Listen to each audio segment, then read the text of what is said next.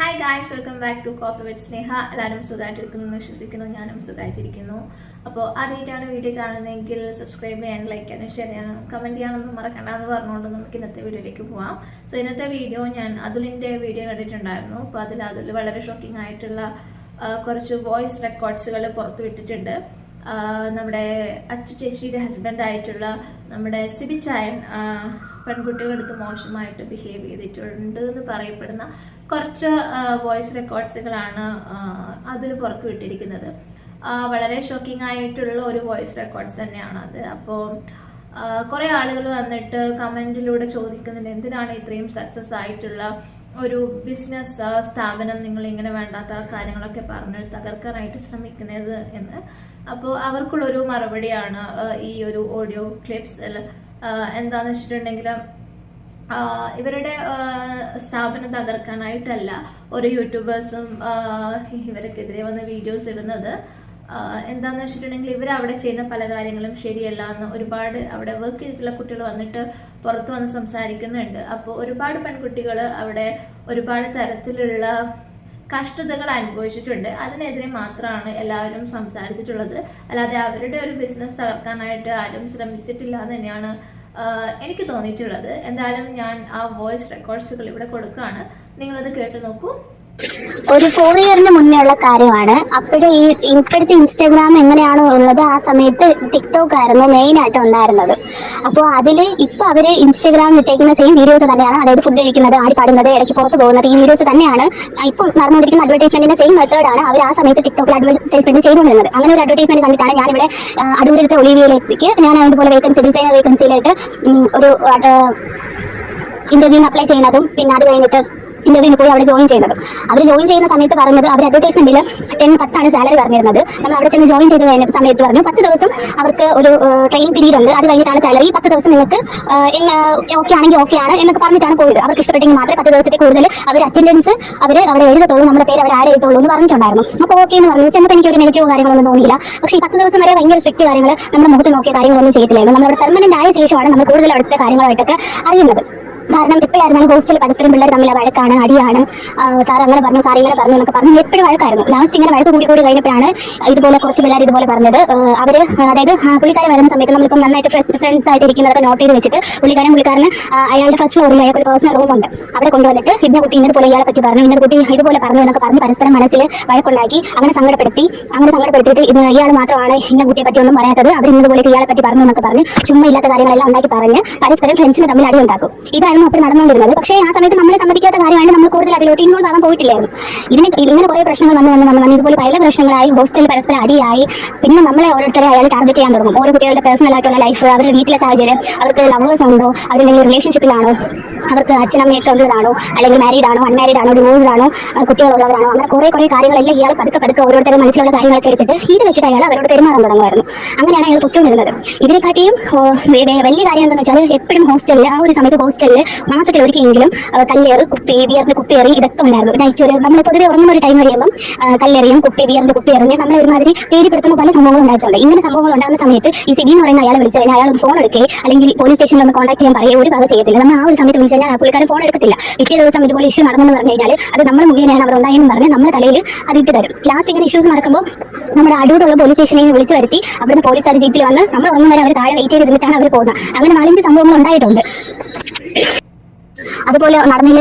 ഞാൻ വർക്ക് ചെയ്തുകൊണ്ടിരുന്ന സമയത്ത് തന്നെ ലാസ്റ്റ് ആയിട്ട് നടന്ന ഏറ്റവും വലിയ പ്രോബ്ലം ഉണ്ടായിരുന്നു ഹോസ്റ്റലിൽ. നമ്മൾ പോയി ഫ്രഷ് ഒക്കെ ആയിട്ട് ഇതുപോലെ ചൂട് സമയമായതുകൊണ്ട് റൂമിൽ ജനൽ തുറന്നിട്ടിരുന്നു. ആ കുട്ടി ഫോണിൽ കളിച്ചുകൊണ്ടിരിക്കുക ഇതുപോലെ, അതായത് നമ്മളത് ഫസ്റ്റ് ഫ്ലോറിലാണ് വരുന്നത്. അവിടുത്തെ ഷെയ്ഡിൽ നിന്ന് ഒരാൾ നോക്കിക്കൊണ്ടിരിക്കുന്നത് ജനലിൽ, അതായത് ജനലിന്റെ അടുത്ത് നിന്ന് നോക്കിക്കൊണ്ടിരിക്കും. ചേച്ചി കിടന്ന് വിളിക്കുകയൊക്കെ ചെയ്ത് നമ്മൾ പോയി നോക്കിയിട്ട് ഇയാൾ പെട്ടെന്ന് മതിൽ ചാടി മണ്ണിൽ ഇങ്ങനെ കയറി പോവുകയൊക്കെ ചെയ്തു. അത് ഭയങ്കര പേടിയായി. നമ്മൾ അന്ന് ഉറങ്ങിയിട്ട് പോലും ഇല്ല. അങ്ങനെ പല ഇൻസിഡന്റും കാര്യങ്ങളും അവിടെ ഉണ്ടായിട്ടുണ്ട്.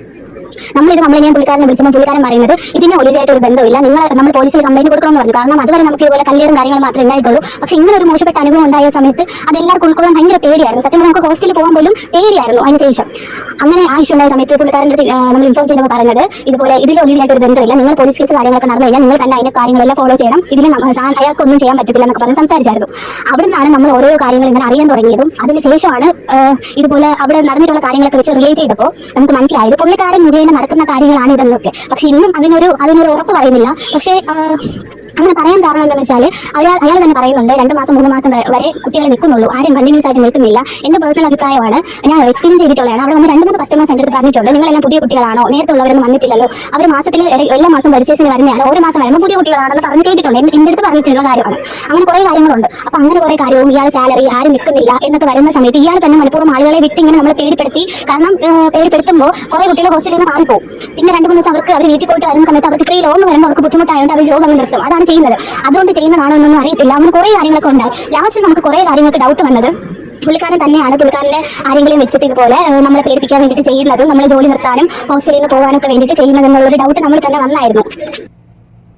അതുപോലെ തന്നെ പുള്ളിക്കാരൻ ഇതുപോലെ ഒഫീഷ്യലാണോ ക്ലോസ് ആയിട്ട് വേണോ എന്നൊക്കെ ചോദിച്ചിട്ട് കയ്യിൽ കയറി പിടിച്ചെന്നൊക്കെ പറഞ്ഞില്ലേ, ആ സംഭവം നടക്കുന്നതിന് 2 ദിവസം മുന്നേ അവിടെ അക്കൗണ്ടിങ്ങിന് നിന്ന് ഒരു ചേച്ചി പോയിട്ടുണ്ടായിരുന്നു. മീൻസ് ജോബ് നിർത്തി പോയിട്ടുണ്ടായിരുന്നു. അതിന് മുന്നേ തന്നെ ആ ചേച്ചി പറഞ്ഞിട്ടുണ്ടായിരുന്നു, ഇതുപോലെ ഞാൻ നിർത്തോളാം, എനിക്കെന്തോ ഓക്കെ ആകുന്നില്ല, ഇങ്ങനെയാണെങ്കിൽ ഞാൻ ഇവിടെ നിർത്തിയിട്ട് പോകും എന്നൊക്കെ നമ്മളടുത്ത് സംസാരിച്ചിട്ടുണ്ടായിരുന്നു. അപ്പോൾ നമ്മൾ സാധാരണ അവിടെ വരുന്ന എല്ലാവരും അങ്ങനെ പറയുന്നത് കൊണ്ട് നമ്മൾ ആ ഒരു രീതിക്ക് മാത്രം എടുത്തിട്ടില്ലായിരുന്നു. പക്ഷേ ചേച്ചി ജോബ് നിർത്തുന്നതിൻ്റെ തലേ ദിവസം ഇതുപോലെ സാർ ഒരു ഈവനിങ് ടൈം ഒക്കെ ആയപ്പോൾ മേളിലത്തെ റൂമിലോട്ട് വരാൻ വേണ്ടി വിളിച്ചിട്ട് ചേച്ചി മേളിലോട്ട് പോയിട്ടുണ്ടായിരുന്നു. പോയിട്ട് തിരിച്ച് വന്നപ്പോൾ ചേച്ചി കരഞ്ഞിട്ടാണ് വന്നത്, നമ്മൾ ശ്രദ്ധിച്ചിട്ടുണ്ടായിരുന്നു. അപ്പോൾ ഓൾറെഡി ഇയാൾക്കൊരു സ്വഭാവമുണ്ട്, പരസ്പരം ഇങ്ങനെ ഫ്രണ്ട്സ് ആയിട്ട് ഇരിക്കുന്നവർക്കൊക്കെ ഓരോന്നിങ്ങനെ കുത്തിത്തിരിപ്പൊക്കെ ഉണ്ടാക്കിയിട്ട് ഇഷ്യൂസ് ഒക്കെ ഉണ്ടാക്കി അങ്ങനെ സങ്കടപ്പെടുത്തി വിടാറുണ്ട്. അങ്ങനെ ആയിരിക്കും എന്ന് വെച്ചിട്ടാണ് നമ്മളൊന്നും ചോദിക്കാണ്ടിരുന്നത്. പക്ഷേ ചേച്ചി അങ്ങനെ ചേച്ചിക്ക് വരേണ്ട ഒരു കാര്യമില്ല, ആ കുട്ടിക്ക് വരേണ്ട ഒരു കാര്യമില്ല.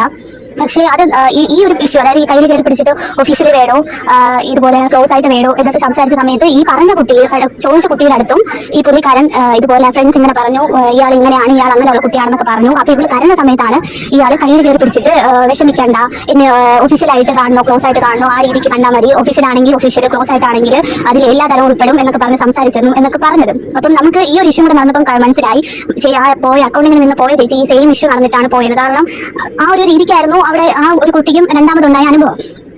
അങ്ങനെ അത് കഴിഞ്ഞിട്ട് നമ്മൾ ആ ചേച്ചി വിളിച്ച് ചോദിച്ചായിരുന്നു, ഇതുപോലെ വരാത്തത് എന്താണ് ചേച്ചി ഇതുപോലെ കാര്യം, ഇന്നതുപോലെ ഒരു ഇഷ്യൂ നമുക്ക് ഇവിടെ നടന്നിട്ടുണ്ട്, അങ്ങനെ വല്ലതും ചേച്ചിക്ക് നടന്നിട്ടുണ്ടോ എന്ന് ചോദിച്ചപ്പോൾ ചേച്ചിക്ക് ഉണ്ട് കാര്യം. ചേച്ചി നമ്മളടുത്ത് പറയുന്നത്, നിങ്ങൾക്ക് അങ്ങനെ എന്തെങ്കിലും ഉണ്ടായിട്ടുണ്ടെങ്കിൽ നിങ്ങൾ അവിടെ വേഗം തന്നെ പൊയ്ക്കോണം, അവിടെ നിൽക്കരുത് എന്നൊക്കെ പറഞ്ഞ് സംസാരിച്ചു. അപ്പോൾ ആ സംസാരിച്ചതിൽ തന്നെ ചേച്ചി അത് സംസാരിച്ച രീതി വെച്ച് നമുക്ക് മനസ്സിലായി ചേച്ചി അങ്ങനെ ഒരു നെഗറ്റീവ് കാര്യം നേരത്തെ ഉണ്ടായിട്ടാണ് ചേച്ചി ഇതുപോലെ ഇവിടെ നിന്നാൽ ശരിയാകത്തില്ല, വേറെ ജോബ് നോക്കണം, പിന്നെ ഉടനെ തന്നെ നിർത്തിയിട്ട് പോകും എന്നുള്ള കാര്യങ്ങളൊക്കെ സംസാരിച്ചതെന്ന് മനസ്സിലായി.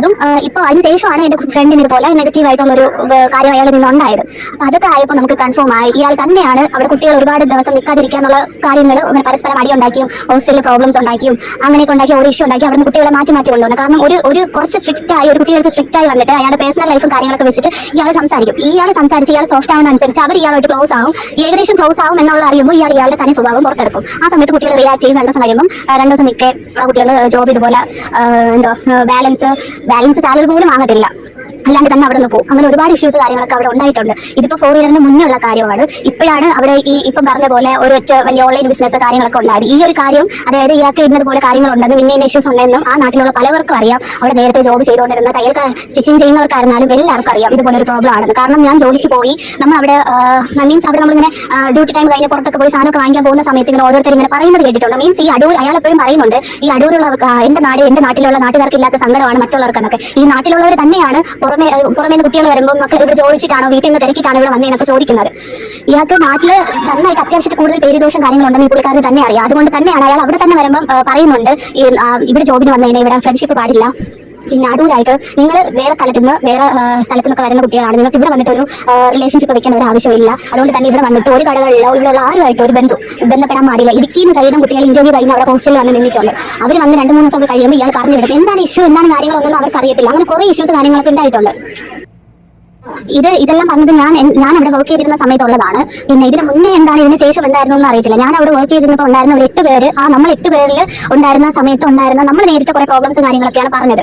ഇതിപ്പോൾ മറ്റുള്ളവർ കേൾക്കുമ്പോൾ അവർക്ക് പറയാം, നിങ്ങൾ എന്തുകൊണ്ട് പറഞ്ഞില്ല, അല്ലെങ്കിൽ നിങ്ങൾക്ക് എന്തുകൊണ്ട് ജോബ് നിർത്തിയിട്ട് പോയില്ല എന്നുള്ളതൊക്കെ. നമ്മളിപ്പോൾ ഇയാൾ പറയുന്നു ഇതുപോലെ ഒഫീഷ്യൽ വേണോ അല്ലെങ്കിൽ ക്ലോസ് ആയിട്ട് വേണോ, ഓക്കെ ഒഫീഷ്യൽ ആയിട്ടുണ്ടെങ്കിൽ എല്ലാ കാര്യങ്ങളും സ്ട്രിക്റ്റ് ആണ്, പറയുന്നതെല്ലാം ഓക്കെ ആണ്. നമ്മൾ അങ്ങനെ പറഞ്ഞു കഴിഞ്ഞാൽ ഇയാൾ നമ്മുടെ കയ്യിൽ കുറേ റെസ്പോൺസിബിലിറ്റി കാര്യങ്ങളൊക്കെ വരും. അതായത് ഇയാൾക്ക് നമ്മൾ ഒഫീഷ്യലായിട്ട് മതി എന്ന് പറഞ്ഞു കഴിഞ്ഞാൽ പിന്നെ നമുക്ക് അവിടെ ഓരോ ഡ്യൂട്ടി തരും, അത് ഇന്ന സമയത്ത് തീർക്കണം എന്ന് പറയും. ചിലപ്പോൾ അതിന് മുന്നേ വന്നിട്ട് ഇങ്ങനെ കാര്യങ്ങൾ ശരിയാക്കിയോ എന്ന് ചോദിക്കും. അതിനവിടെ ശകാരവും വഴക്കും കാര്യങ്ങളൊക്കെയാണ് വരുന്നത്. അത് പോയിട്ട് നമ്മൾ ഓൾറെഡി അവർ പ്രൊവൈഡ് ചെയ്ത ഹോസ്റ്റലിലാണ് നിൽക്കുന്നത്. നമുക്ക് ഇന്നിരുന്ന് പെട്ടെന്ന് നമുക്ക് അവിടെ ചെന്ന് സാധനങ്ങൾ എടുത്തിട്ടൊന്നും പുറത്തിറങ്ങാൻ പറ്റത്തില്ല. കാരണം ഈ കാര്യങ്ങളൊക്കെ നടക്കുന്നത് എപ്പോഴും ഈവനിങ് ടൈമിലാണ് നടക്കാറുള്ളത്. കാരണം ഒരു 6 മണിക്ക് ശേഷം ആണ് ഇയാൾ വന്നിട്ട് ഇയാളുടെ പേഴ്സണൽ റൂമിൽ പോവുകയും ഓരോ കുട്ടികളെ അടുത്ത് വിളിച്ച് ഓരോ കാര്യങ്ങൾ സംസാരിക്കുകയും എല്ലാം ചെയ്യുന്നത്. അപ്പോൾ ആ സമയത്ത് നമുക്ക് തിരിച്ചിപ്പോൾ ഓക്കെ നമുക്കൊരു ഇതായിട്ട് തോന്നിയില്ല, നമുക്ക് വീട്ടിൽ പോകണമെന്ന് തോന്നിക്കഴിഞ്ഞാൽ അത്രയും നൈറ്റ് ആകുമ്പോൾ നമുക്ക് അവിടുത്തെ ബസ് സൗകര്യം ഇല്ല. നമ്മുടെ ഹോസ്റ്റൽ എന്ന് പറയുന്നത് ഈ അടൂർ ഇവരെ ഷോപ്പിൽ നിന്നും കുറച്ച് നടന്നു പോകത്തക്ക ദൂരേ ഉള്ളൂ. പക്ഷെ എന്നാലും ഒരു 8, 8:30, 9 മണി കഴിഞ്ഞ് കഴിഞ്ഞാൽ നമുക്ക് അങ്ങോട്ട് ആൾ സഞ്ചാരവും കാര്യങ്ങളൊന്നും ഇല്ലാത്തതാണ്. അപ്പോൾ നമുക്ക് പെട്ടെന്ന് ഇറങ്ങാൻ പറ്റത്തില്ല.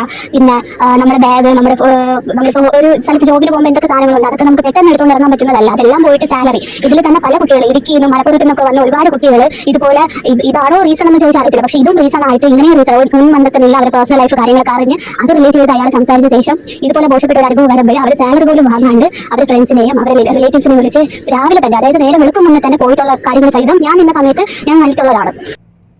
പിന്നെ ഒരുവിധം ഇപ്പോഴത്തെ സോഷ്യൽ മീഡിയയിലെല്ലാം പറയുന്നുണ്ട് അവർ ഈ നിറത്തിന്റെ പേരിലും മീൻസ് ജാതിയുടെ പേരിലും ഒക്കെയാണ് എടുക്കുന്നതെന്ന്. ആ സമയത്തും ഈ സെയിം കാര്യം ഉണ്ടായിരുന്നു. ഞാൻ ജോബിന് കയറിയ സമയത്ത് എൻ്റെ അടുത്ത് ചോദിച്ചിട്ടുണ്ടായിരുന്നു, എൻ്റെ പേര് എൻ്റെ കാസ്റ്റ് എല്ലാം ചോദിച്ചിട്ടുണ്ടായിരുന്നു. അപ്പോൾ എൻ്റെ അടുത്ത് ഞാൻ ഇതുപോലെ ചോദിക്കുന്നത് എന്തിനാണ് എന്ന് ചോദിച്ചപ്പം എന്നോട് പറഞ്ഞിട്ടുള്ളതാണ് അത് ഹിന്ദുസിൽ ഈഴവ എന്ന കാറ്റഗറിയിലുള്ളവരെ ഒലിവിയക്കാർ എടുക്കത്തില്ല. കാരണം ഹിന്ദുസിൽ ഈഴവർക്കും പിന്നെ മുസ്ലിംസിനും ഒലിവിയയിൽ ജോബ് കൊടുക്കത്തില്ല. അത് മുസ്ലിംസിന്റെ കാര്യം എനിക്ക് എന്തെന്ന് അറിയത്തില്ല. ഈഴവരുടെ ആ ഒരു കാറ്റഗറി വരുന്നത് അവർ എപ്പോഴും ഈഴവ കാറ്റഗറിയിലുള്ള ഹിന്ദുസ് അവിടെ ജോലിക്ക് വന്നിട്ട് ആ കുട്ടികളെല്ലാം ഒലിവിയയ്ക്ക് നെഗറ്റീവ് ആയിട്ടുള്ള കാര്യങ്ങളും ഒലിവിയെ തകർക്കാനുമാണ് നോക്കുന്നത് എന്നാണ് പറയുന്നത്. പിന്നെ മുസ്ലിംസിന് ഓൾറെഡി അവർ കൊടുത്തിട്ടില്ല എന്നാണ് പറയുന്നത്. പക്ഷേ ആ സമയത്ത് ലാസ്റ്റ് ഞാനിപ്പോൾ പറഞ്ഞില്ലേ ഇങ്ങനെ കുറെ ഇഷ്യൂ ഉണ്ടായിരുന്നു. ആ സമയത്ത് നമുക്ക് മനസ്സിലായാലാണ് മുസ്ലിംസിന്റെ കുട്ടികൾക്ക് എന്തെങ്കിലും വന്നു കഴിഞ്ഞാൽ അവിടെ നിന്ന് ചോദിക്കാനും പറയാനും ഒക്കെ ഒരുപാട് ആൾക്കാർ വരും. അത് ഭയന്നിട്ടായിരിക്കാം ഒരു പക്ഷേ ഇയാൾ മുസ്ലിംസ് കുട്ടികൾക്ക് കൊടുക്കാത്തത്.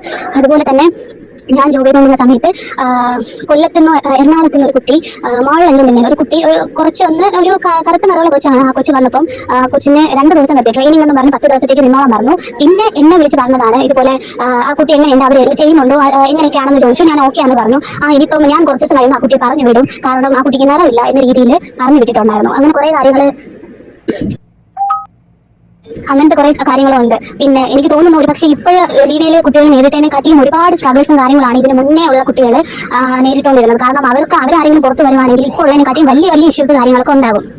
മെയിൻ കാരണം എന്ന് വെച്ചാൽ ഈ ഇപ്പോഴുള്ള ഒലിവിയയിലെ നിയന്ത്രിക്കാൻ ഈ അച്ചു എന്ന് പറയുന്ന സിബിയുടെ ഭാര്യയുണ്ട്. പക്ഷേ നേരത്തെ ഒലിവിയയിൽ ഈ സിബി എന്ന് പറയുന്ന അയാളാണ് അവിടുത്തെ കാര്യങ്ങളെല്ലാം നിയന്ത്രിച്ചുകൊണ്ട് പോകുന്നത്. ഈ അച്ചുവിന് മാവേലിക്കര എന്ന കടയിൽ അവിടുത്തെ ആ ഷോപ്പിലെ കാര്യങ്ങളാണ് ഇയാൾ നോക്കിക്കൊണ്ടിരുന്നത്. അതുകൊണ്ട് മെയിൻ ആയിട്ട് ഇയാൾ ഈ ഒലിവിയയുടെ അടൂരത്തെ ഷോപ്പാണ് ആ സമയത്ത് നടത്തിക്കൊണ്ടിരുന്നതുകൊണ്ട് ഇയാൾ റിലേറ്റഡ് ആയിട്ടുള്ള ഇയാൾ മാത്രം ഒരു സ്ഥാപനം എങ്ങനെ നടത്തിക്കൊണ്ടിരുന്നോ ആ ഒരു സമയത്ത് എന്തൊക്കെ പ്രോബ്ലംസ് ഉണ്ടാക്കാം, അതിൽ പരമാവധി അതിൽ കൂടിയ പ്രോബ്ലംസ് ആയിരിക്കും ആ സമയത്ത് ഉണ്ടായിക്കൊണ്ടിരുന്നത്. അതുകൊണ്ടായിരിക്കാം ഇങ്ങനെ പല മോശപ്പെട്ട അനുഭവം ഉണ്ടായതുകൊണ്ടായിരിക്കാം ഇതുപോലെ ഒരു കുട്ടികളും 2-3 മാസത്തിന് ശേഷം 6 മാസം വരെയൊക്കെ നിൽക്കുന്നുള്ളൂ, 1 വർഷം പോലെ ആരും തികച്ചു നിൽക്കുന്നില്ല എന്നൊക്കെ പറയുന്നത് അതുകൊണ്ടായിരിക്കാം. പിന്നെ വേറൊരു കാര്യമാണ് ഇതുപോലെ കുട്ടികളെ സാലറി ബാലൻസ് ചോദിച്ചിട്ട് വരുമ്പോൾ അടിക്കും എന്നൊക്കെ ഉള്ളത്. അതും ഞാൻ വർക്ക് ചെയ്ത് ഇതുപോലെ അവിടെ നിന്ന് ഇറങ്ങിയ ശേഷം 1 വീക്ക് ഒക്കെ ആയപ്പോഴാണ് അവിടെ മുമ്പ് എന്താ ജോബ് ചെയ്തുകൊണ്ടിരുന്ന കുറച്ച് സാലറി ചോദിച്ചപ്പോൾ ഓഫീസിൽ വന്നാൽ മതി തരുമെന്ന് പറഞ്ഞു. അങ്ങനെ അന്ന് ഈ അച്ചു എന്ന് പറയുന്ന അവരും കൂടെ, അതായത് സിബിയുടെ വൈഫും കൂടെ ഉണ്ടെന്നാണ് പറയുന്നത്. അവിടെ ഉണ്ടായിരുന്ന കുട്ടികൾ പറഞ്ഞതാണ് ഇതുപോലെ മേളിൽ പോയപ്പം ഇതുപോലെ ഓഫീസ് വിളിച്ചെല്ലാം പറഞ്ഞ് അവിടെ പോയിട്ട് സാലറി ചോദിച്ചപ്പോൾ അടിച്ചു എന്നൊക്കെ ഉള്ളത്.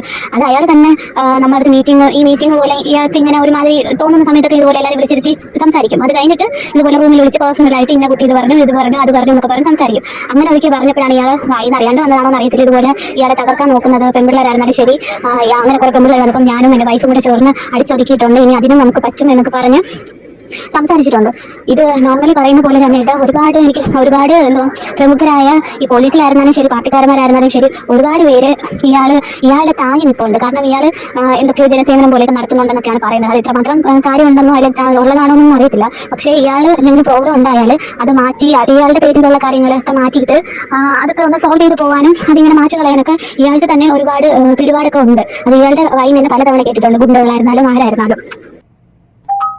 അതുപോലെ തന്നെ ഇത് ആ ഒരു സമയത്തും ഇതുപോലെ യൂട്യൂബിലൊക്കെ ഒരു ഇഷ്യൂ ഉണ്ടായി. കാരണം അപ്പോൾ ഒരു എഗ്രിമെന്റ് സംഭവം വെച്ചിട്ടുണ്ടായിരുന്നു. അത് അവിടെ ജോബിന് വന്ന ഒരു ചേച്ചി ഇതുപോലെ ആ ചേച്ചി 1 വീക്ക് പോലും തികച്ചു നിന്നിട്ടില്ല. ജോബിന് വന്ന സമയത്ത് ഇതുപോലെ എഗ്രിമെന്റ് കാര്യങ്ങളൊക്കെ കാണിച്ചു. ആ ചേച്ചി ഫോട്ടോസൊക്കെ എടുത്തിട്ട് ചേച്ചിക്ക് അത്യാവശ്യം യൂട്യൂബേഴ്സും കാര്യങ്ങളൊക്കെ ഉണ്ട്. ഇപ്പം ഒരു ഇൻസ്റ്റയിൽ തന്നെ ഒരു അത്യാവശ്യം ഫോളോവേഴ്സ് ഒക്കെ ഉള്ള എത്ര ഫോളോവേഴ്സ് ഒക്കെ ഉണ്ട് കേട്ടോ. എത്രയാണെന്ന് അറിയത്തില്ല, എൻ്റെ അക്കൗണ്ട് ഫോളോ ചെയ്തിട്ടുണ്ടോ എന്ന് എനിക്കറിയത്തില്ല. അപ്പം ആ ഒരു പുള്ളിക്കാരി ഇതുപോലെ സംസാരിച്ചത് എഗ്രിമെന്റിന്റെ കാര്യമൊക്കെ ആ ചേച്ചി ഫോണിൽ ഫോട്ടോസ് ഒക്കെ എടുത്ത് ആ ചേച്ചിയുടെ ബ്രദറാണോ ഹസ്ബൻഡ് ആണോ എന്ന് അറിയത്തില്ല. പുള്ളിക്കാരുടെ ഫ്രണ്ട്സ് ഒക്കെ ഇതുപോലെ ആ സമയത്ത് ഇതുപോലത്തെ ഇത്ര ഇഷ്യൂ ആയിട്ടില്ലെങ്കിൽ പോലും ഇതുപോലത്തെ എഗ്രിമെന്റ് ഉണ്ടോ ഒലിവിയയിൽ ഇന്ന കാര്യങ്ങളാണ് അതിനെ കുറിച്ചിട്ടുള്ളതെന്നൊക്കെ പറഞ്ഞ ഒരു പേപ്പർ ഉണ്ടായിരുന്നു. അതിനെപ്പറ്റി ആ ഒരു സമയത്തും ഈ ഒലിവിയയ്ക്കെതിരെ ഇതുപോലെ പരാതി കാര്യങ്ങളൊക്കെ വന്നതാണ്. അതുപോലെ പറഞ്ഞില്ലേ ഹോസ്റ്റൽ ഇഷ്യൂസ്, ആ ഇഷ്യൂ, പിന്നെ കുട്ടികളെ സാലറി ചോദിക്കുമ്പോഴുള്ള ഇഷ്യൂ, ഇങ്ങനെ കുറെ കേസും കാര്യങ്ങളൊക്കെ ഉണ്ടെന്ന് ആ സമയത്ത് പറയുന്നുണ്ട്. പക്ഷെ എല്ലാം ആ ഒരു മാസം അല്ലെങ്കിൽ 1.5 മാസം കൊണ്ട് തന്നെ അത് തേഞ്ഞു മാഞ്ഞു പോകുന്നുണ്ട്. അങ്ങനെയും കുറെ കാര്യങ്ങളുണ്ട് കേട്ടോ. സോ നിങ്ങൾക്ക് കാര്യങ്ങളൊക്കെ മനസ്സിലായിട്ടുണ്ടാവുമെന്ന് വിചാരിക്കുന്നു. എന്തായാലും ഇതിനെക്കുറിച്ച് കൂടുതലായിട്ട് ഞാനൊന്നും പറയുന്നില്ല, കാരണം നമ്മൾ ഒരുപാട് സംസാരിച്ചിട്ടുള്ള കാര്യങ്ങൾ തന്നെയാണ് ഇതിലും പറയുന്നത്. അതുകൊണ്ട് തന്നെ നിങ്ങൾക്ക് എന്താണ് തോന്നുന്നത് എന്നുള്ളത് കമൻറ്റിലൂടെ അറിയിക്കൂ. അടുത്ത വീഡിയോ ആയിട്ട് നമുക്ക് വീണ്ടും കാണാം. അതുവരേക്കും ബൈ ബൈ.